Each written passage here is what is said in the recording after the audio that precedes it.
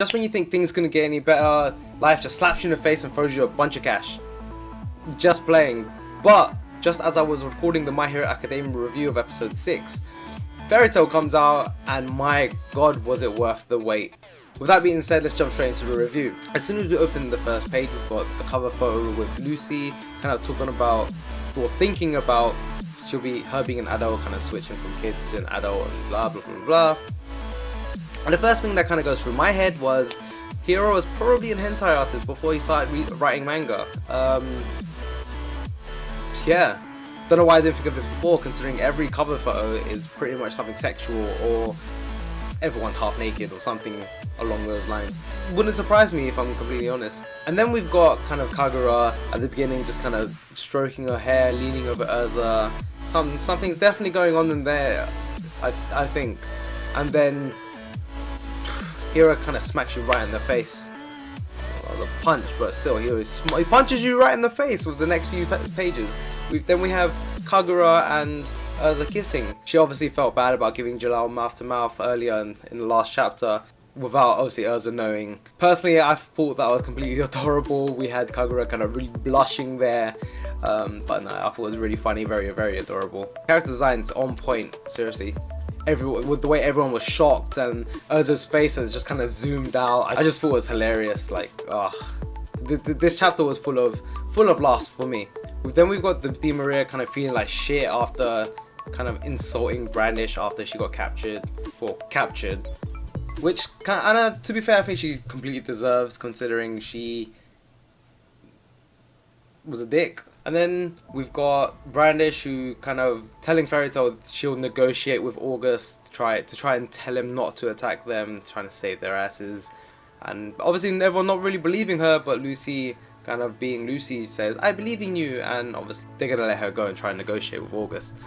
But also one other thing that I kind of noticed here was, maybe I missed it in the previous chapters, but Brandish kind of confirmed that Eileen was as strong as August, rather than just being the strongest female.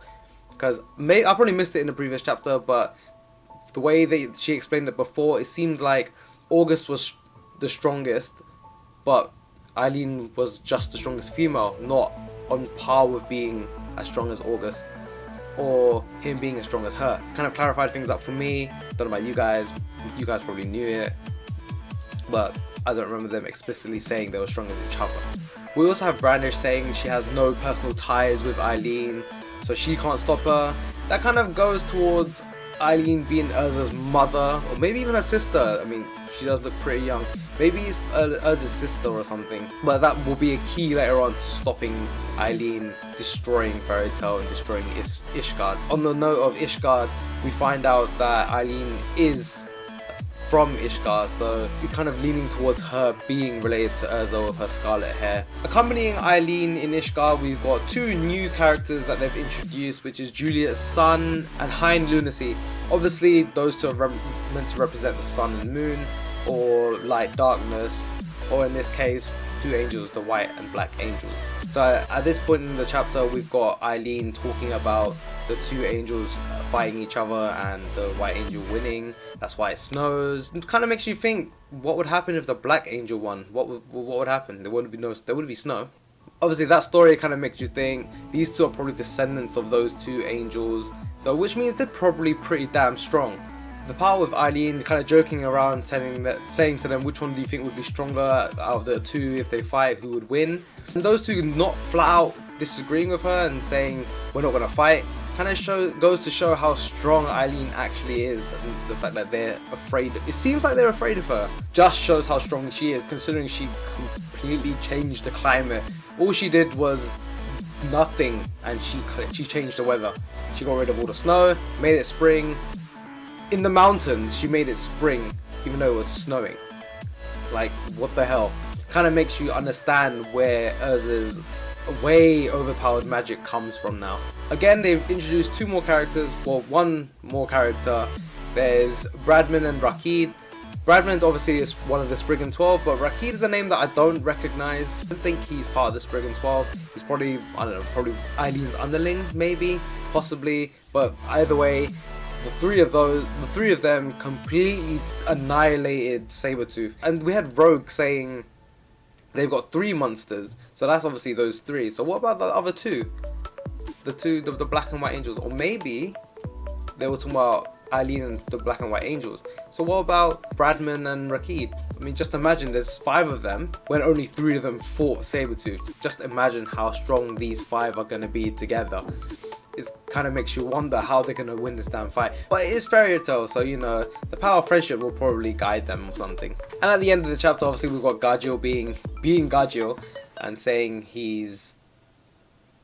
they've got 6 monsters on their side, and I find that pretty funny. It's most likely going to be a 5-on-5 since Levy's not really much of a fighter. But at the same time, it kind of makes me wonder. We've got Gajeel, we've got Panther Lily, and then we've got Lysana. Lysana, from what I remember, she's not much of a fighter. So kind of makes you wonder how they're going to fight. It'll be 5-on-5. I'm going to assume Lysana's probably going to fight the White Angel, Juliet's son. Probably because she's a dopey one and she seems to be the weaker one. But I'm kind of really excited to see how this next few chapters are going to play out. Overall, it's a really, really good chapter. We've got the showcasing of Eileen's power. We've got Kagura x Erza. You know what? Screw Jalal. Just throw him out the window. Let's have Kagura and Erza. That'd be a really interesting match. We've also got the introduction of the Black and White Angels, which will probably develop into kind of more of a story later on. Well, hoping it will develop into a story later on. Why else would they kind of mention it now? Then we've obviously got the next big fight that's going to happen between Fairy Tail and Eileen and her group of people. Overall, I like to give this chapter probably a good 8 out of 10. Definitely a really good chapter. Best in the last few chapters we had so far. That's it for Fairy Tail chapter 484. I'll see you in the next one.